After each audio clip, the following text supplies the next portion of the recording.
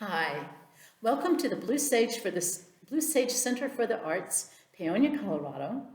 I'm Lynn Mattingly, and I'm going to demonstrate how to fold an origami little cube that has just one opening that you can place over lights on a light string, and have a decorative light string that we're encouraging hopefully everybody, homes in Peonia, families to make together and hang in their windows to maybe symbolize the light that's coming into our season, the light that we share to get through this COVID-19 pandemic we are in. Light for when we come out of this and choose to have a lighter life. Anyway, it may symbolize whatever you wish it to symbolize, but the light strings are very beautiful. I have encouraged people to make these before for the solstice, the winter solstice, when we're really symbolizing light in the dark of the year.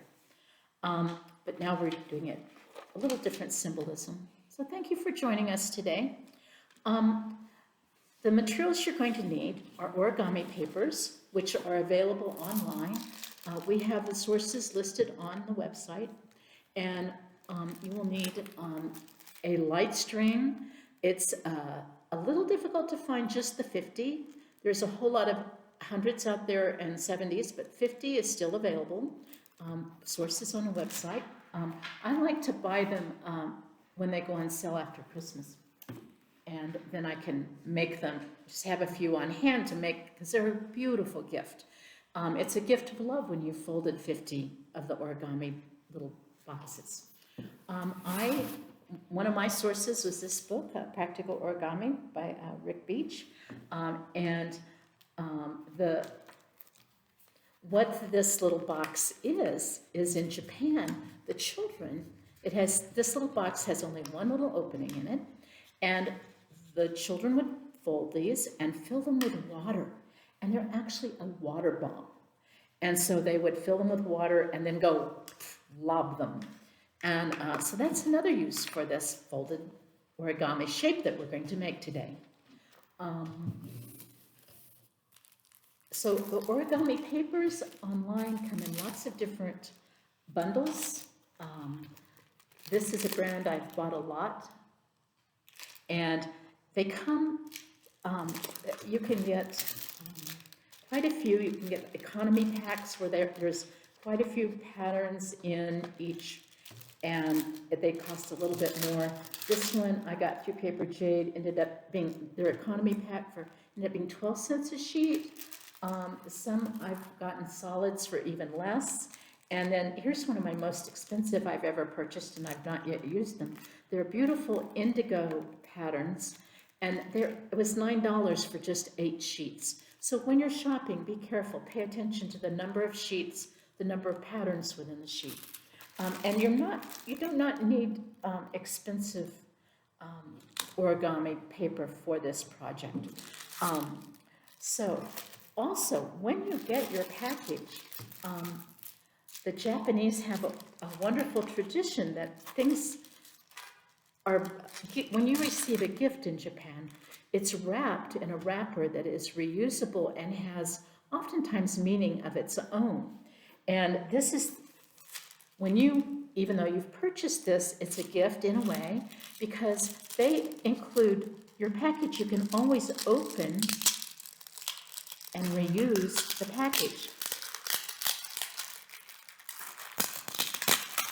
So you have to look for it, but don't just cut into your package, because your package, then you can use your papers and return them, the unused papers or even your folded project, into your packaging, which is reusable. So a lovely gift that's tradition within the Japanese tradition. So we're going to fold this little paper bomb, this little water bomb. And most origami projects start with a fold from side to side. You're lining up your sides, and top to bottom and side to side. Then you also do corner to corner and corner to corner. And when you do that, you end up with a cross and a cross, a star and a cross. And basically, you've folded your paper into 8 equal triangles. That's basic to most origami projects, is you do those folds first. So we're going to start. I have one here that I've just started.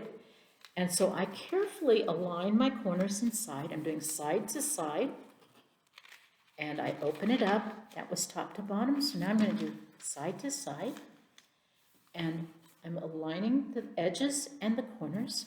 And I start in the center and crease out. You want to give each little fold you do a slight crease, a slight emphasis, so that fold is in the paper. I also start with the color side out when I'm doing the folding, and this will help us on our first tricky fold. So I've done side to side. Now I'm going to do cross corner to corner. So you can think of it from upper left to lower right, or you can think of the cardinal directions.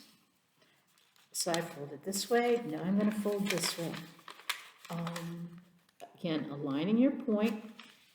And if you just go to the center and crease out, you're going to have an accurate, nice fold. And I'm starting with this shape at this point. So now we're going to go towards this project. And we're going to do our first tricky fold. Lay the paper so that the flat side is towards you. And you're going to tuck in each side so that you end up with a big triangle. So this is what you'll end up with. You have to work those little creases. You're folding ones that were folded this way, you're folding them this way. And so you have to work them a little bit. So now I have a triangle that is equal to 1/4 of my original paper size. And I have an open bottom towards me. And if I show you what that looks like, it's like a W. It's like a M or a W, 2 of them, so that it's symmetrical. So far, everything's symmetrical. So again, I have a triangle with a base towards me. Now I'm going to fold. We've done our hard fold for the moment. Now I'm going to fold each of the corners up to the top. That top is one point. It's one piece. We're on the corners, I've got a couple pieces. So I take my upper layer of paper and I fold it up. And again, I run a crease one way or the other. And then I take the other top layer and fold it up. And generally we want to match our points as carefully as possible and make one crease down. Now I'm going to turn it over and do the exact same folds. Lower corner up to the top, which is a hole, and crease. Last corner, last lower free corner up to the top, and press my fold, crease my fold. So now it's getting more complicated. Now I'm going to turn this so that the corner that was at 12 o'clock is now at 3 o'clock. And I'm going to fold the 2 sides up to just the center. So I'm folding the bottom side to the center, the top point down to the center. Had I tried to do that without rotating, it wouldn't separate. You're going to turn the 12 o'clock to the 3 o'clock so that when you fold this up, you have loose folds, loose points that you can then fold to the center. I'm folding them to the center. I'm going to turn this around now and fold again each of the top and the bottom to the center.